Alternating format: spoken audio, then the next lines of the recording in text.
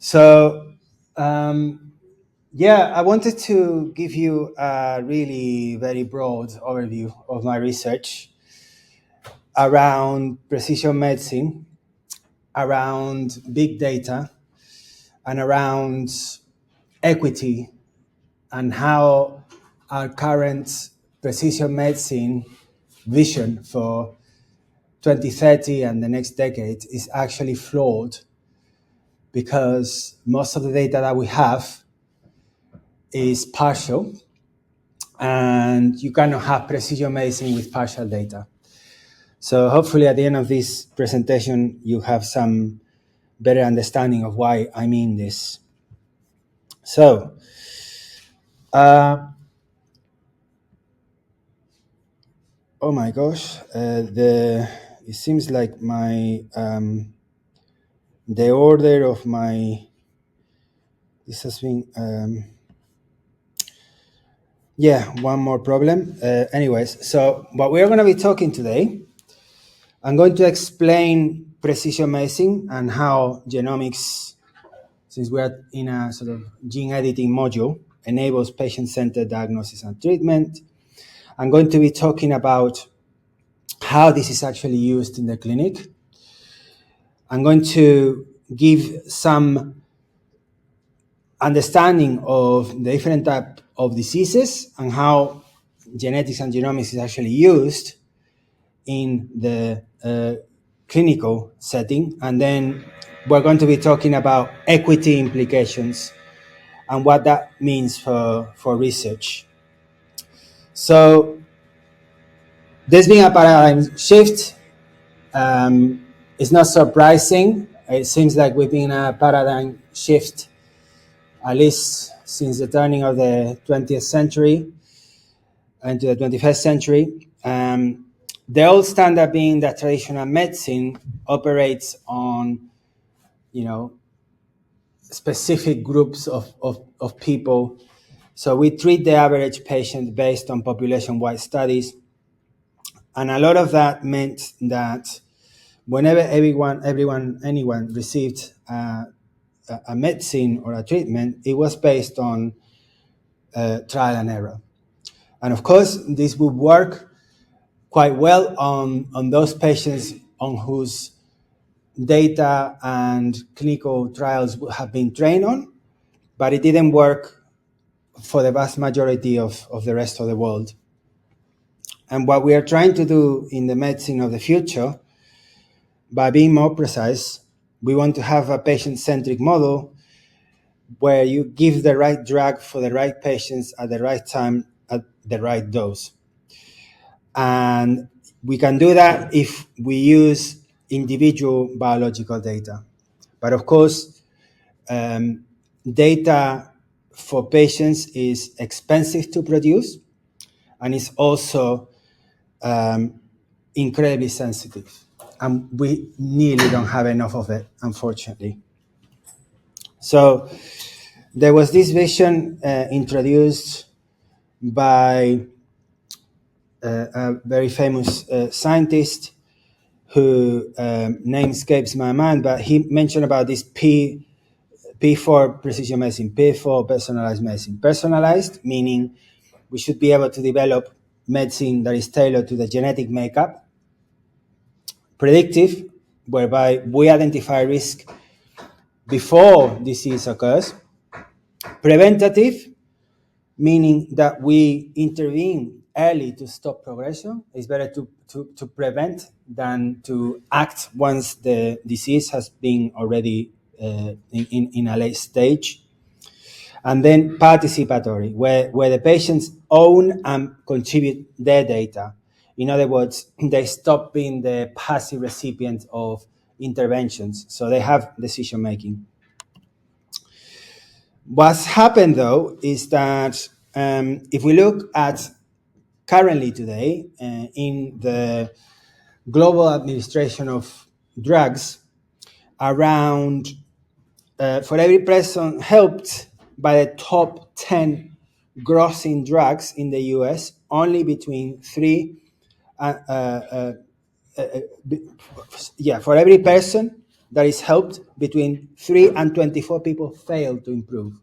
In other words, there's a huge amount of waste in terms of the administration of specific drugs, because the vast majority actually don't get any benefit out of that. And what is worse, it could even produce adverse drug reactions.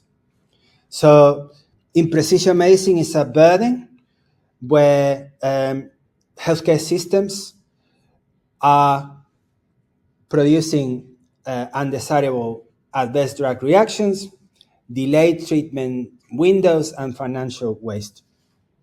This is completely the opposite of what precision medicine is trying to do.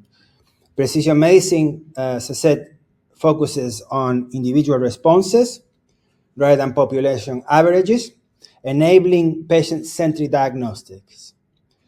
And again, this is about moving from, what works for most people. We ask this question: what works for this person? Yeah. The goal is simply to achieve this, we need to understand the genome. Okay. So, you know what genetics is, which is the study of individual genes and their specific roles in inheritance. So we think as studying single sentences in a book that has a typo. Whereas genomics is the study of entire genetics, all of the genome, including interactions, environment, and evolution. So it's the difference between fixing a sentence and reading the whole book. So, you know this, the genome is an organism's complete set of DNA, including all of its genes. There are 20,000 genes. Genetics is the study of genes and their roles in inheritance. And a genome is 3.2 billion base pairs in humans.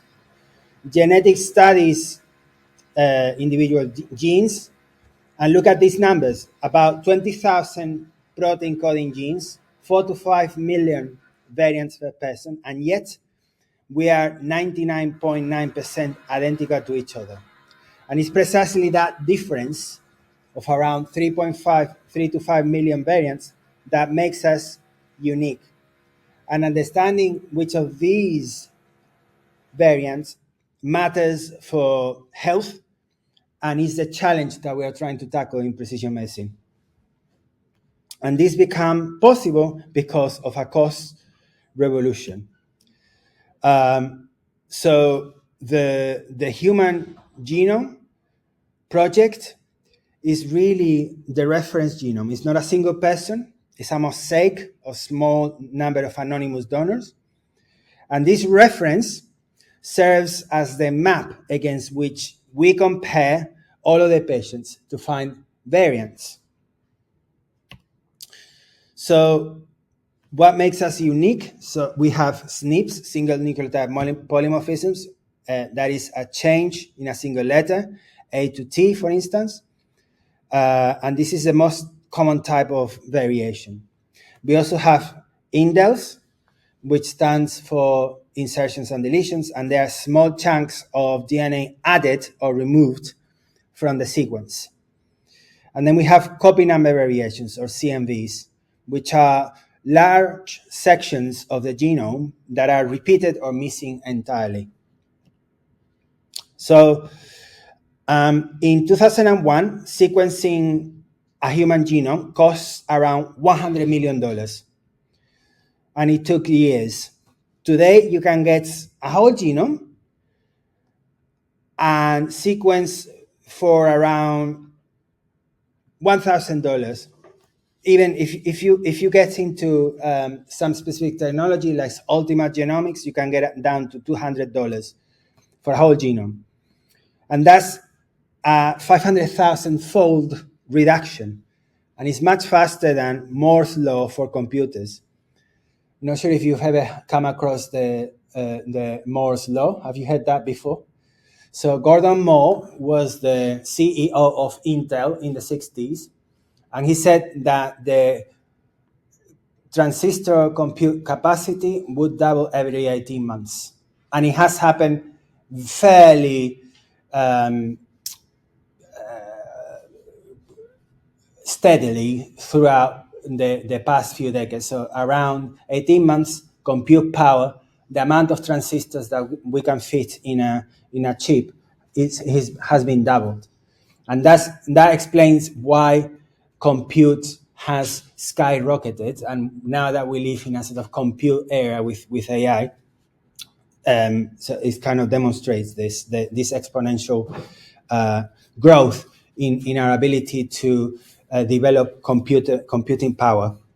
So our ability to generate genome data has actually increased that rate of more laws for computers. And this cost collapse is what makes precision medicine at scale possible. But here's the equity consideration I want you to hold. The Human Genome Project reference was primarily European. We inherited that bias, and we are still working to correct it with things like pan-genome references. So the data that we have is complete, but it's not diverse. It's actually quite sort of biased towards a very specific type of ancestry, which is not representative of the global diversity in the world. Now, let's understand a little bit about genetic variation. I've mentioned this. So genetic variation describes how each of us differs from the reference genome. And as I said, the most common type is single nucleotide polymorphisms, where a single DNA base differs. Each of us has around 4 to 5 million, and only a very small fraction contribute to disease. The vast majority, we have no idea what they do. The challenge precisely is to identify which of these variants actually matter for clinical purposes. As I said, all the types of variations, again, follow the same principles as single nucleotide polymorphisms. And each type requires different detection and interpretation approaches. So how do we interpret whether a variant causes disease? Well, first of all, we need to apply something called next generation sequencing. Have you come across that before? So next generation sequencing is the fact that we can achieve massive throughput, somewhere between 10 to 600 gigabases per hour. And therefore, we can sequence a whole genome in 24 hours for under $200. And the whole purpose of next generation sequencing is that we no longer read one gene at a time. We chop the genome into millions of fragments and then sequence them simultaneously. So finding a variant, a specific genetic variation in a patient is easy, but knowing what it means is hard. So we have the American College for Medical Genetics guidelines that has helped us provide a standard framework. And so the American College for Medical Genetics says that there can be 4 different types of variants: pathogenic, if it contributes to disease development; likely pathogenics, where there's strong evidence, but not completely secure, not completely sure; VUS, variants of unknown significance, where we don't really know if they're benign or pathogenic. And the vast majority of all genetic variation as of today, knowing that we know in the order of hundreds of millions well-characterized genomic variants, the vast majority are variants of unknown significance.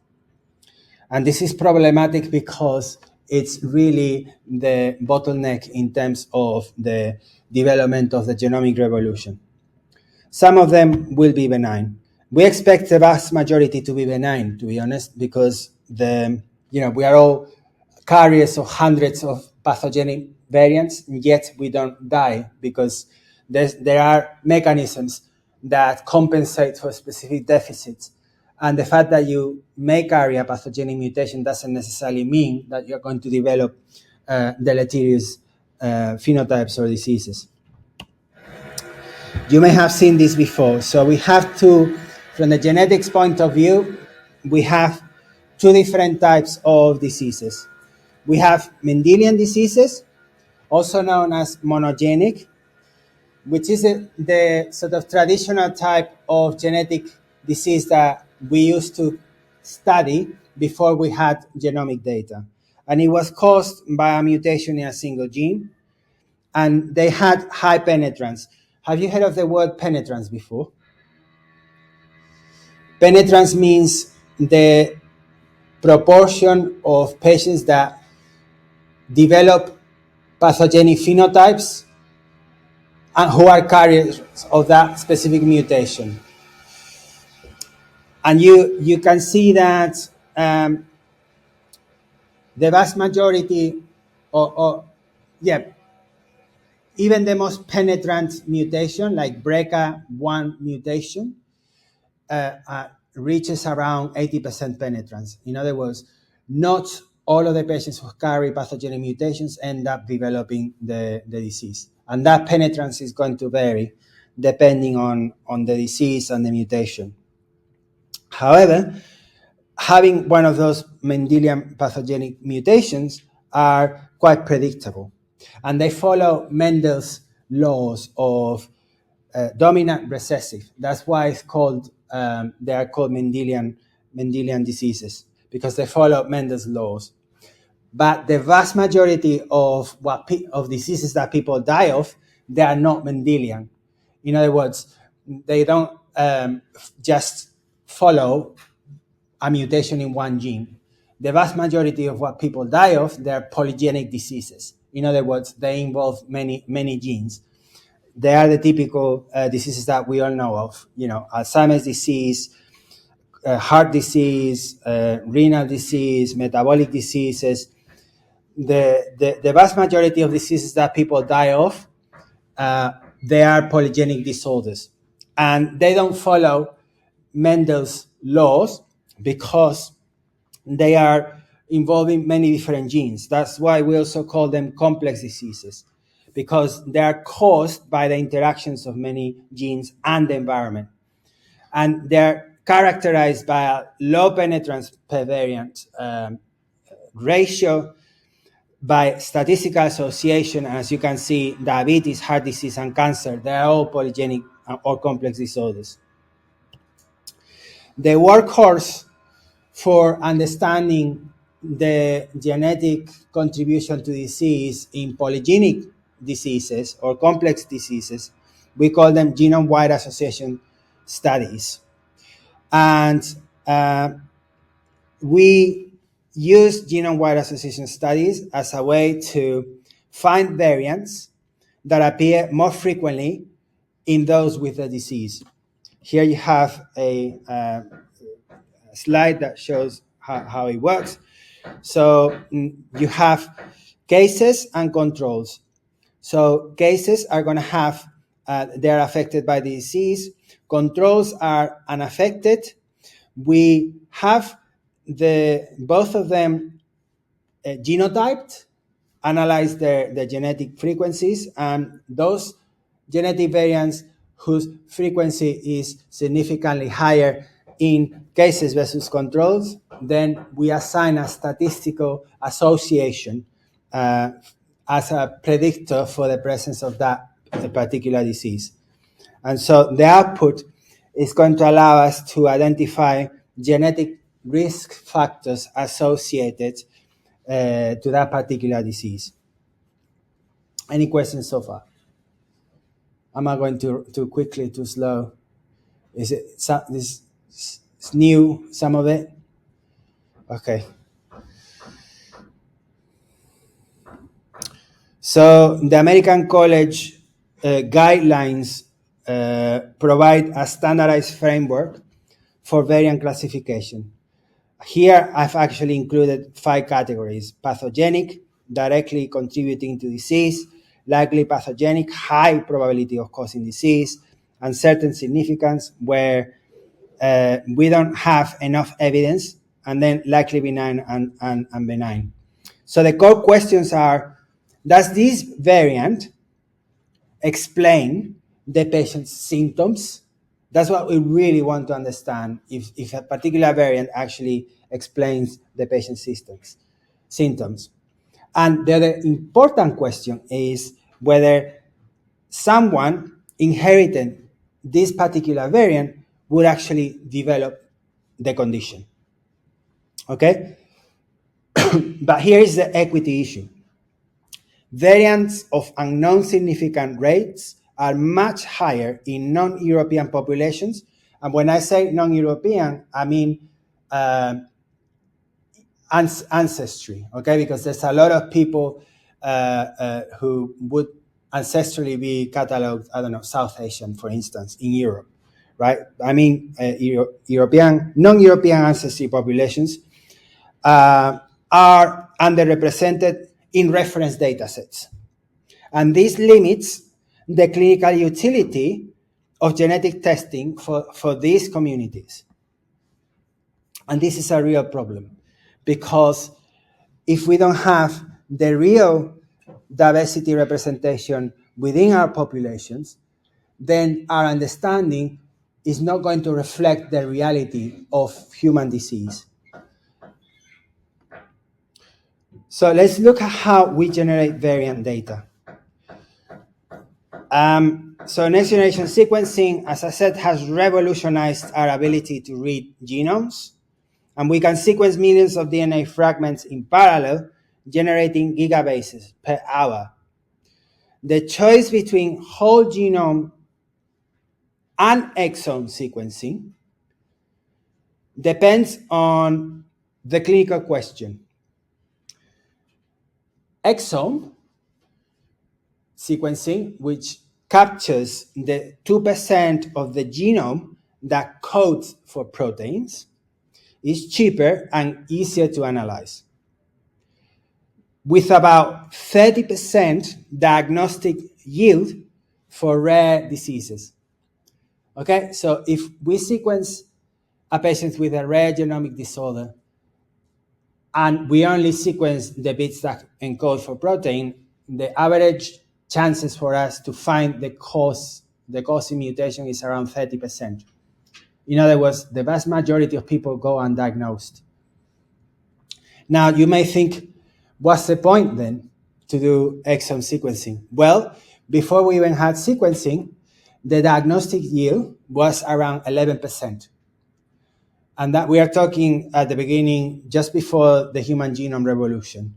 So even if we are able to double or more than double or almost triple our ability to diagnose, even if it's not the majority, I think that makes a massive difference for those who are able to benefit from these types of technologies. Whole genome sequencing, on the other hand, captures everything, including non-coding regions. And it can answer up to 70% of cases that exome misses, but requires more sophisticated analysis, more cost. So let's distinguish then between disease types. So without genomics, medicine is trial and error. So we have one-size-fits-all protocols, treatment after symptoms arise, and the reality, as I said earlier, top drugs help only 1 in 4 to 1 in 25 people who take them. With genomics, we can be evidence target based, we can be predictive, and for instance, BRCA screening for breast cancer risk is a classic example where preventative intervention before symptoms arise can be implemented. But of course, BRCA and breast cancer is a good case. It's a good case. The vast majority of diseases, we still don't know enough about them to be able to have appropriate prevention mechanisms. It is for that reason that we are developing projects in the UK, such as Our Future Health, which we'll take a look in a moment. Our Future Health is trying to sequence around 5 million people, which is about 10% of, slightly less than 10% of the UK population. And the idea is to be able to combine the genetics together with the clinical history so that we have enough statistical power in a longitudinal manner. By longitudinal, I mean across time series, because the vast majority of the data that we have in biobanks is actually crystallized and static, but we all know that diseases change with time, and that makes a massive difference.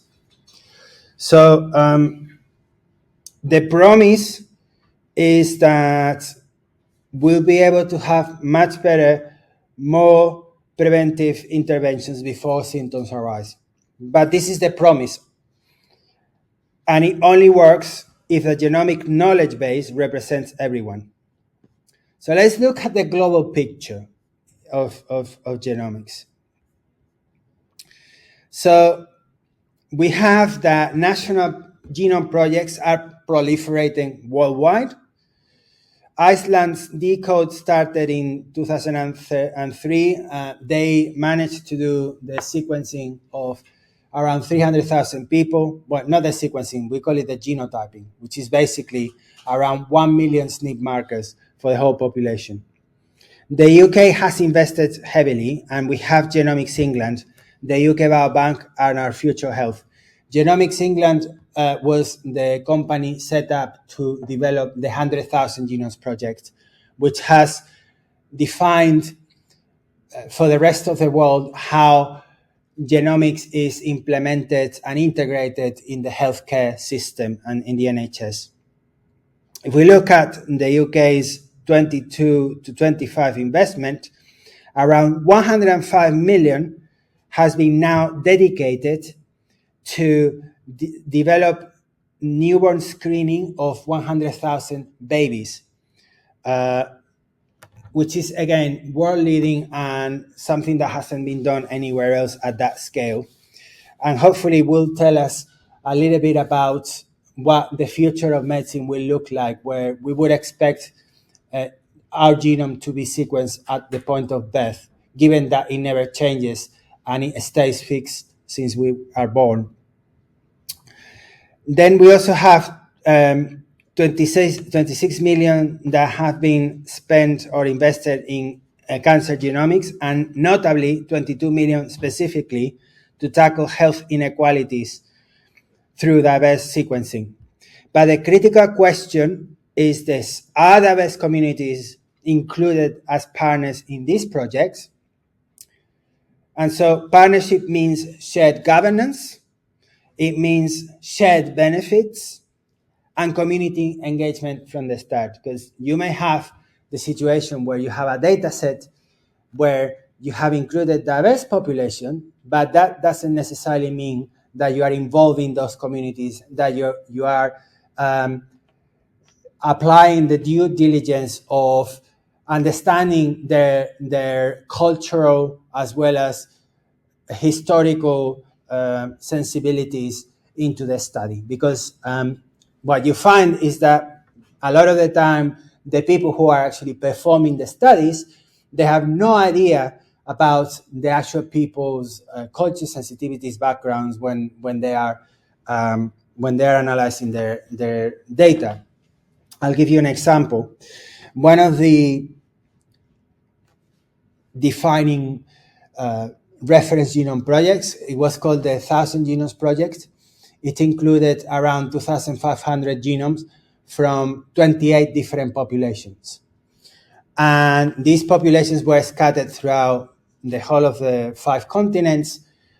And the scientists, who were all American or English, British, white male, they said, wouldn't it be nice if we actually separated the samples according to geographical locations? Maybe we should have a category for East Asia that would include the samples that they had from Japan and China, South Asia, and that included some samples that they had from India, probably Pakistan and Bangladesh, and then another one for Africa, another one for Native Americans, and so on. So in a way, the labels and the groups that were naively, and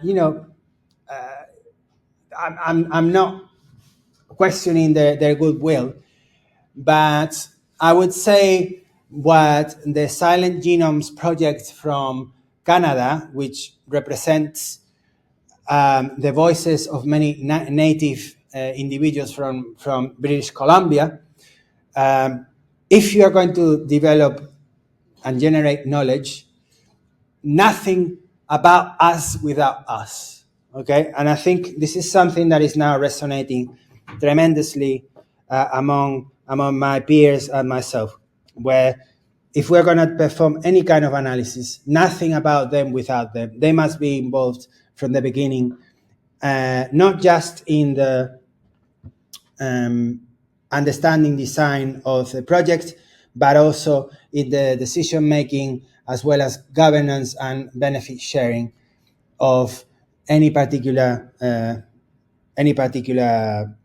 research study that would be performed. So let's look and let's be a little bit more explicit about the representation problem.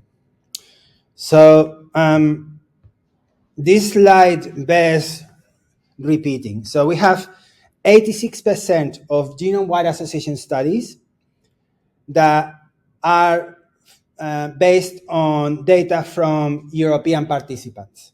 Yeah, I'm going to say that again. 86% of all the data that we have from genome-wide association studies is based on participants of European descent. Yet, Europeans are only 16% of the global population. In other words, the vast majority of understanding of complex diseases is based on a very select population of the world that doesn't necessarily correlate with the genetics that other populations may carry. And the consequences cascade through everything we've discussed. That means that reference biases are included because variants normally in other populations get flagged as rare. And rarity, i.e. frequency of a variation of less than 1% in the global data set, is usually a sign of pathogenicity. There have been cases where we have seen things that were initially flagged as pathogenic in Europeans because they were rare. You would see populations in Africa carrying that specific pathogenic mutation or variant at a frequency of 20%, and none of them having the disease. So this also makes the point that increasing the diversity is not only good for the underrepresented population, it's good for everyone, because it allows us to have a much better mechanistic understanding, which we would otherwise confuse using noise from European data sets as potentially signal when it shouldn't. So higher variant of unknown significance burden, which happens in less well-represented populations, means less critical actionability, right? So if you have variants of unknown significance, you cannot intervene because you have no idea what they produce. And then if we use genome-wide association studies, if we quantify the risk of complex diseases, and we use mostly European, that means that predictions that we have for disease risk will not translate to non-Europeans. And that means missing discoveries. We don't know about protective variants, for instance, in diverse populations. And in fact, this is not just about fairness, though it is about fairness. It's about scientific validity, because our tools don't work properly for most of humanity. It's like we've seen it with large language models in ChatGPT or whatever, or where you give there was this incredibly scandalous issue where they fed the model with pictures of black people and they misclassified them as gorillas. That was quite notorious, and it is simply because the proportion of data for underrepresented populations is incredibly smaller, and as a consequence, that makes the current biases, unless we do something about it, they get augmented, and as a consequence, rather than bridging existing inequalities, these tools may do the opposite. I amplify the entrenched biases that exist. Okay? Any questions?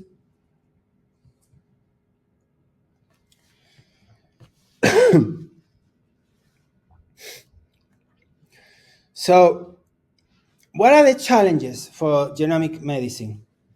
So, they're multifaceted.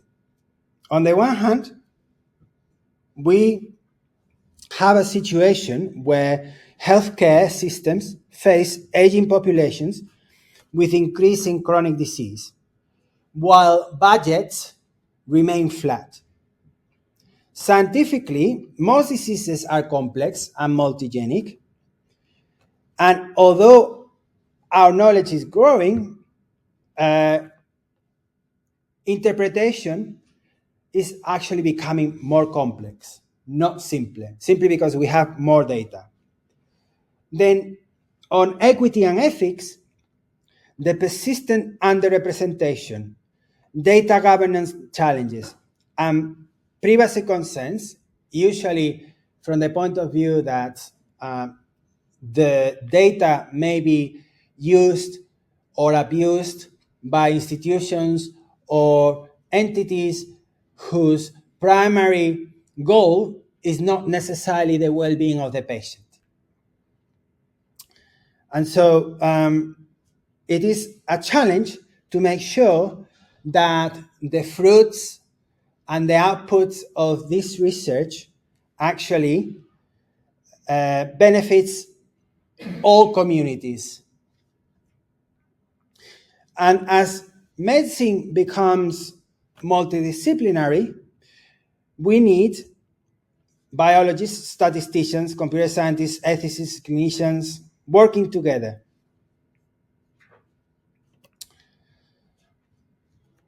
So, as I said earlier, the consequence of this, is that 80% of genomic data comes from European ancestry. Precision medicine is imprecise because we have partial data, and even though it may work for the few, actually, even when it works badly. And the consequence is that we have genetic risk scores in European populations that fail when we apply them to African, Asian, or Latin American populations. We scientists in my field are actively trying not to widen, but to narrow the existing health gap. I'm specifically working with the Peruvian Genome Project. So Peru is a highly diverse country that is around 33 million people. 30% of the population live above 3,000 meters high. And it's incredibly diverse. In fact, it's the country in South America, to my surprise, that has the greatest amount of native individuals. That is, individuals who were whose ancestry is direct descendant from those that were there before Europeans came. So there are around 55 known different populations. Some of them are in the Amazon, some of them are in the Andes, some of them live on floating islands or high up on Titicaca Lake around 4,000 meters high. And I was there last year using sun cream factor 50, 2 days, and I got absolutely burnt. And people there, they were tanned, obviously, but they didn't use any sun cream, and they didn't have more skin cancer. You know, when you are at that height, when you probably have experienced like skiing, that the rays, there's a lot of ultraviolet rays, and they also reflect on the snow, or in this case, in the water. And so they are completely every day at high level of ultraviolet radiation, and then very low levels of oxygen. They are hypoxic level, approximately 60% amount of oxygen that you will get at sea level. So this makes Peru as one of the most diverse genetic ancestries in the world. And you have, apart from the Native Americans, they've been mixed with European, Africans, and Asians. So we are trying to develop a high-resolution reference genome for the Peruvian population to ensure that precision medicine works for everyone. And what we have found is that at hypoxic levels, your immune system, the expression of some genes actually is completely different. Because normally when you have hypoxic levels, there's a cascade of genes that promote inflammation. But that inflammation doesn't happen to them because they've been there for around 10,000 years. And as a consequence of that, they're able to basically have a different way of immune system. But you take them away from their normal environment, and they have a higher chance than most other people to develop things like tuberculosis. So somehow there have been adjustments to the environmental conditions that when you take those environmental conditions away, actually you find things or collateral effects that they weren't exposed to while they are at high altitude, but then it happens when you take them from the environment. And so this diversity is a tremendous source of richness for us to understand not just cardiovascular diseases, but also the development of drugs that would specifically tailor people at these conditions. Because we noted, for instance, that their specific dosages that they require for many drugs is different. But since we have never studied them properly, that means that we have that they have very poor access to our current precision that we will have for other populations. Any questions? So one of my current projects, I call it the HIME framework. And how can we actually make sure that research takes into account the need for diversity and that's from now on, we are able to have the appropriate guardrails to allow our research to become truly inclusive and representative. The problem is that up to now, we have no standards on defining what's a richly diverse data set is. Everyone is talking about diversity. Everyone agrees that diversity is something very important, but there are no common agreed standards. And so we are trying to develop markers, health equity informative markers, to enable the proper benchmarking on how equitable, how representative a specific data set is. And so we want to quantify score data sets based on diversity and representativeness. We want to establish data sovereignty to protect vulnerable populations. I'm not sure you've ever heard of this expression before. Data sovereignty. Have you heard of that expression before?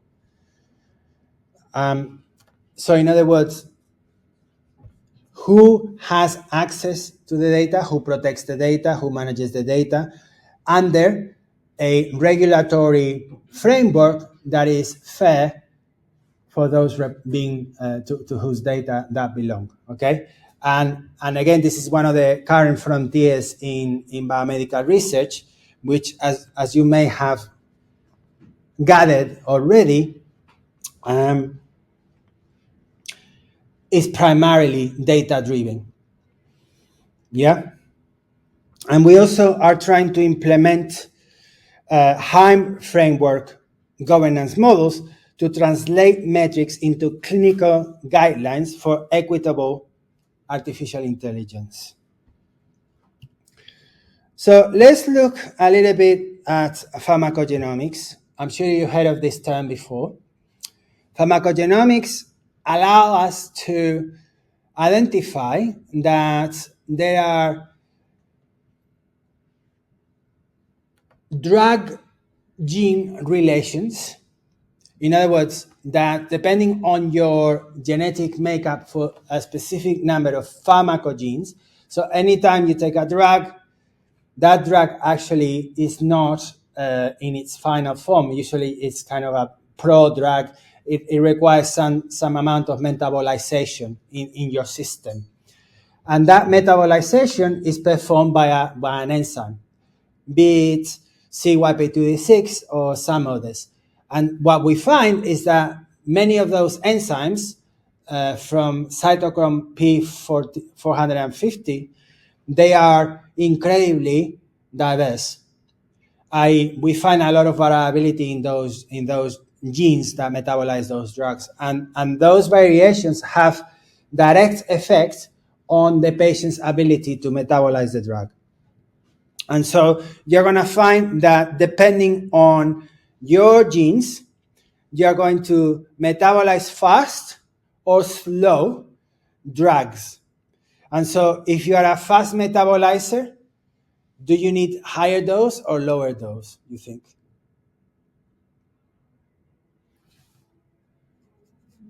Sorry? Lower, correct. If you're a slow metabolizer, do you need a higher dose? Yes, you need a higher dose. However, it may be that by giving higher dose, then you can amount to toxic levels. And you may trigger, for instance, codeine. Have you ever taken codeine or no codeine, which is a very common drug? So if you take codeine, actually gets metabolized into morphine. So if you take too much codeine or your metabolization is mismatched from the dose that you receive, and you take too much for your desired effects, you might end up having a respiratory arrest. Yeah, and so this can be extremely serious. Okay. So the goal is really to prescribe based on the genetic profile, not just the textbook average. Have you heard of liquid biopsy before? Okay.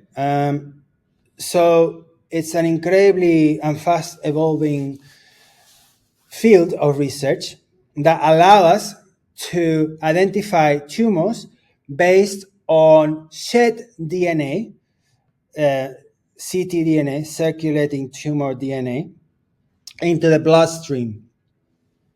And we can now detect cancer with a simple blood draw. And the benefits is that it's non-invasive, that it provides real-time monitoring of treatment response, and that it detects relapse months before imaging. And so you can see that the circulating tumor DNA would be floating, and of course, it's going to be only a very small proportion of existing DNA that you could find in blood, but our next generation sequencing resolution allow us to really detect very small amounts, which would be sufficient for us to diagnose.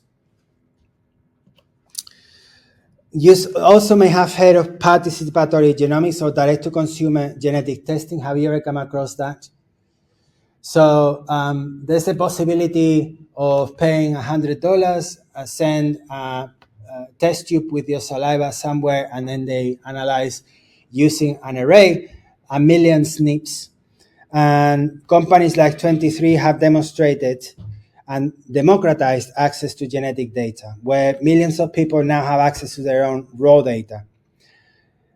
However, because our understanding is so fragmented and frankly poor, a lot of what direct-to-consumer genetic testing can do has very poor, if any, clinical value. And a lot of the time, even some of the predictions that they might give you at the clinical level, they are only based on very small populations, such as, for instance, Ashkenazi Jews. So this is a bit of a problem. In terms of ethics and privacy, the currency of trust is determinant. So if your credit card is stolen, you can get a new one. But if your genome is leaked, you cannot change it. Okay? Because we are born and it gets fixed forever.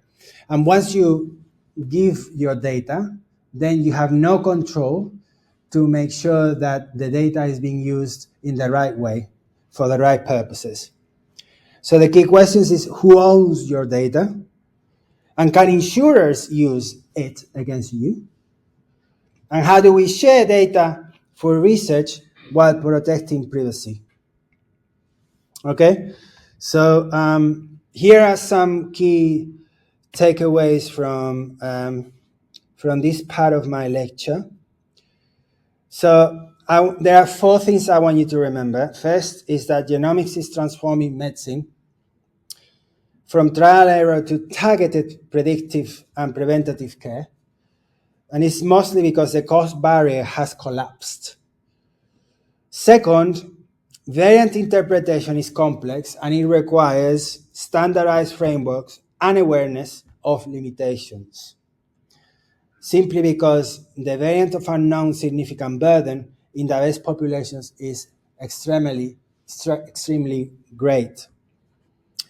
Third, complex diseases require different tools, and genome-wide association studies and risk scores are required as approaches for modeling the carrying of genetic contribution to disease. Fourth, and most importantly, equity is not optional, whereas underrepresentation limits scientific validity, it also widens health disparities. And therefore, diverse populations must be partners and not just data sources. So let me leave you with some questions. So we want to make sure that true medicine is inclusive, And that is the basis for real precision medicine, integrating artificial intelligence, diverse data, ethical frameworks. And that way we can move from average to empowering the individual, regardless of their ancestry, geography, or simply for who they are.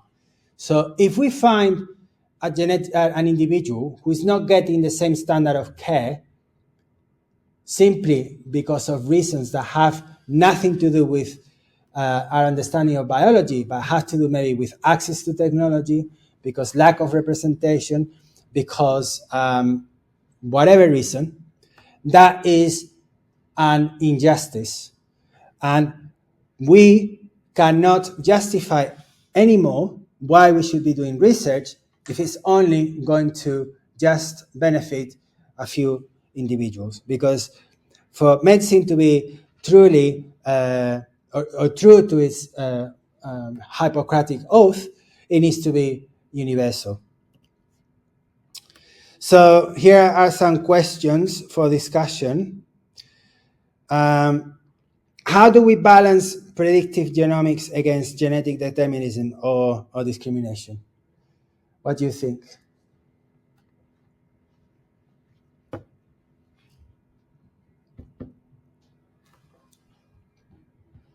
Any brave soul?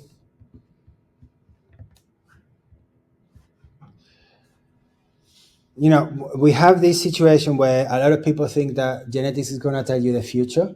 Do you think that that's the truth?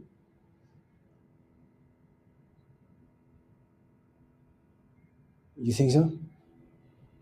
Okay. You don't think so? Okay.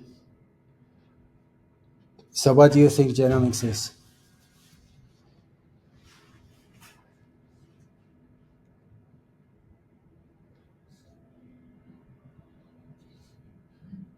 It could help predict maybe, but it wouldn't be a certain outcome from just looking at your genetics.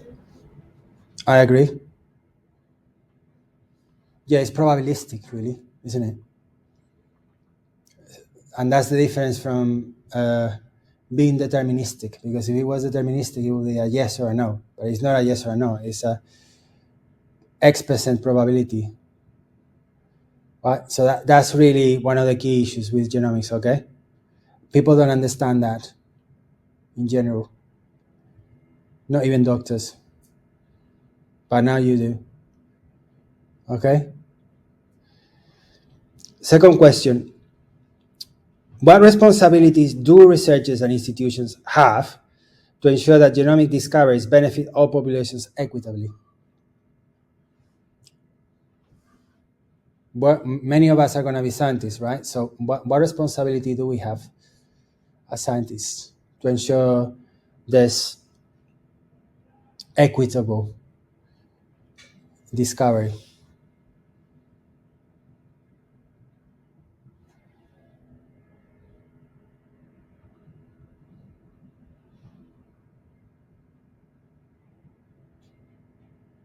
Any suggestions? Accessibility. So, I mean, there have to be benefit sharing. The communities have to be involved, right, in the design. There has to be this public engagement with them.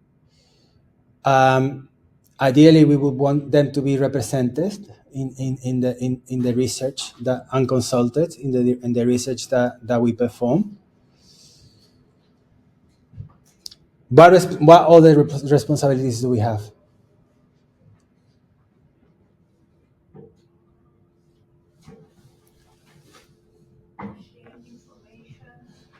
Sharing information, okay. With who? Like, because everyone can access. There's no like misleading for the population, and maybe more volunteers can be. Okay. Yeah, I mean, I guess from my perspective is that the inertia is to continue as it is. So if we carry on the same thing as we've been doing before, then now with AI, all of those differences are going to exponentially increase, right? Because AI basically augments exponentially whatever it touches. So there's an opportunity for equity if we use data science, governance, and ethics in a way that is aware of the existing mismatch in the data set that we have. But there has to be active pursuit. For instance, the design, I cannot conceive a design, a research experimental design without taking into account how it would be representative and equitable for other people. Okay, so another question is, should direct-to-consumer testing be more regulated or less regulated?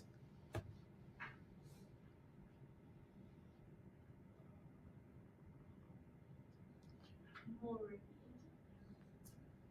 Why? Because of the environmental factors can change. And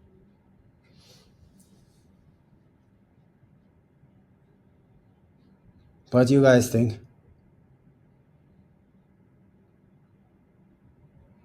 More regulated or less regulated?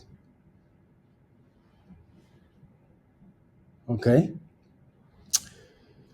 And then how do we build partnerships that treat diverse communities as collaborators rather than data sources?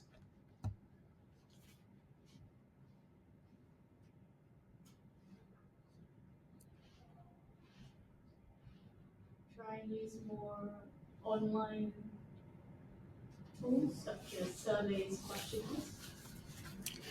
Basically, there has to be dialogue between scientists and the patients and the communities. It's talking to each other, really, I would say. That would be my first. There's no point for people who do the analysis to have no idea of the faces of the people who are behind that data, right? Okay, any questions, comments? No? Was he okay? Yeah?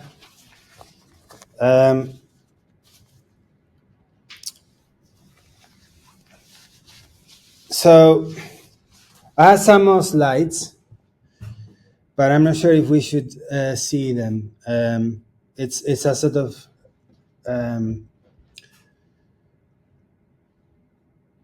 expansion of what I have introduced you. Maybe I just wanted to give you a little bit of a taste of the biobank national race that exists today. I think that would be quite interesting. But I just want to say that the potential is transformative. Hopefully you got a little bit of that. But realizing that potential equitably requires deliberate effort, okay? And that means including diverse populations, not as data sources, but as partners in discovery.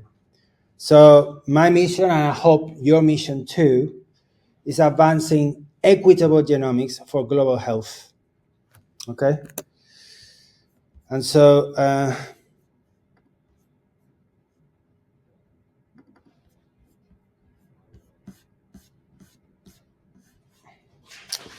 here, for instance,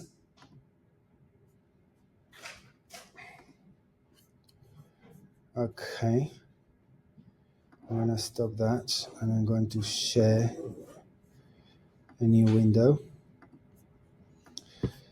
So here is a representation of the cost per human genome.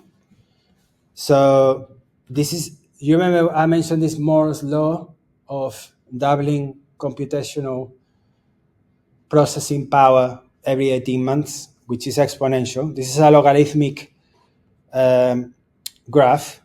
So here is Moore's law, and here is the cost, right, of doing DNA sequencing. This is what it looks like in reality. I still can't get over the miracle of the fact that you put in the instrument, you put matter, DNA, and then you get somehow, it gets transformed into a digital file. And this is a real digital file. In fact, it's a portion of my own personal genome. This is a real sequence of a living person genome. They call it the book of life, but I think the analogy of book of life breaks at some point, because a book has words, it has punctuation mark, it has paragraphs, it has justice. Here you have nothing like that. It's just a sequence. And then somehow there, DNA polymerase is able to identify the transcription start site and start transcribing. So I find no short of being a miracle. This is my favorite SNP. So there's a database called the Database of Single Nucleotide Polymorphism, DBSNP. So in position chromosome 19, 44,908,684, we have that a T becomes a C. Yeah, that's a SNP. Yeah, and apparently it affects this gene called ApoE. Have you heard of ApoE before? Well, as it happens, ApoE is involved in Alzheimer's. And it causes, that single change, it causes a missense variant. In other words, it changes one amino acid in the sequence of that gene when it gets translated into a protein. And as it happens, if you have, from the 3.3 billion letters that you can have in your genome, if you have that one change, your chances of developing Alzheimer's increases by 4-fold. Okay?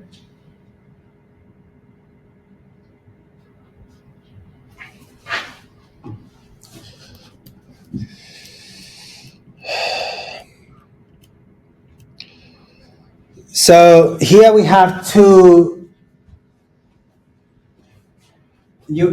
Here is a full disclosure, confession. Why am I showing you two slide decks? Because I didn't have time to create the whole thing. I was going to put the whole thing together, I didn't have time.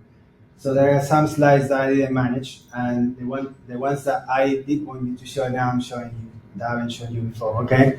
Forgive me. So, two examples of complex diseases. Yeah?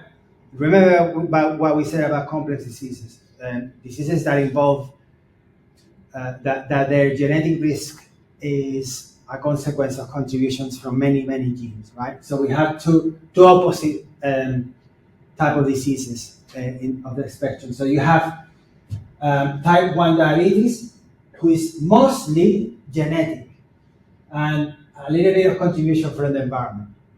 It means that type 1 diabetes, even if you are in the right, if you are not exposed to many environmental conditions, most likely you are going to develop type 1 diabetes. Whereas melanoma is the opposite.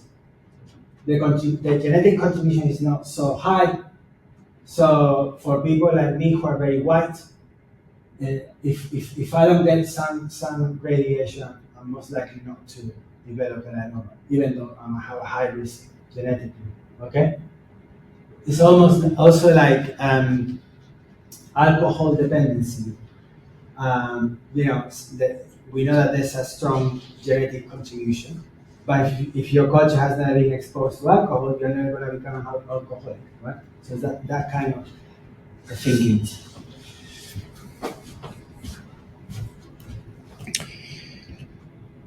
And this is another good understanding of genome-wide association studies. Okay, so which, as I said, this is the workhorse for characterizing genetic contributions to complex diseases. And the way it works is, you can see here, if you could imagine that the red band here is a particular variant, yeah, a specific variant, and we see that cases have a variant frequency of around 58%, whereas controls 16%. Yeah, you still have some, right, but not as much frequency. So that's usually how we associate the presence of allele frequencies to a specific disease. You know, if we have enough difference for the presence of that allele, that variant, in the case versus control population, then that's how we associate that genetic variant to the disease. Okay, and it's a statistical method, and really, the genetic contributions of thousands of SNPs that may be associated to a specific disease, they will contribute minimally to your disease. But if we sum the risks of all of the SNPs contributing to that specific disease, we're going to find that we have a normal distribution of genetic risk. So what this means is that the vast majority of people, they are going to have average risk. And what we want to do is to identify the ones that are the extreme genetic risk percentile. So, because these ones are maybe 4 or 5 times more probable to develop the disease. They are not going to develop it necessarily. It's just saying that if you have that specific combination of variants, you are 4 or 5 times more probable. Yeah, and that's precisely what we were talking about, deterministic versus what was the other? Versus non-deterministic. Okay.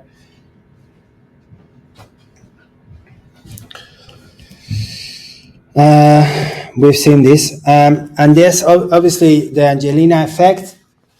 I'm not sure if you heard her story. She had a double mastectomy before she developed breast cancer. She had the same variant that her mother and her grandmother had, who had developed breast cancer. And so that was really one of the big triggers in terms of preventative medicine. And you know how this has evolved from one human genome at the beginning of 2000s. Now we are talking hundreds of thousands of genomes. And this is the population scale National Genome Project race, which started in Iceland, but then the UK caught up really fast. And really the UK is now led the way before many others. For instance, this report by Chief Medical Officer Professor Dame Sally Davis was incredibly influential. And that led to Genome UK for implementation plan of England, the newborn screening, the UK Biobank, which now contains 500,000 whole exomes, and our Future Health, which is now going to include 5 million people. Here is the letter from the NHS asking me to become part of our Future Health. Have you received this letter by any chance? So there you go. You've been involved in the UK in the Our Future Health. And these are the challenges that I mentioned earlier. So I believe that genomics will be an indispensable tool for the medicine of the future. But this is just the point of the iceberg. And when I say genomics, I don't want it to just mean DNA sequencing. I mean genomics, epigenomics, proteomics, transcriptomics, omics, really. That's going to be the new reality of our understanding of biology and disease. And our knowledge, although it's growing, then it's becoming ever more complex. Hence, AI will have a tremendous role, like in any other field that you can think of. And now I'm going to finish. I hope this was of your delight. And I will see you around. Thank you guys.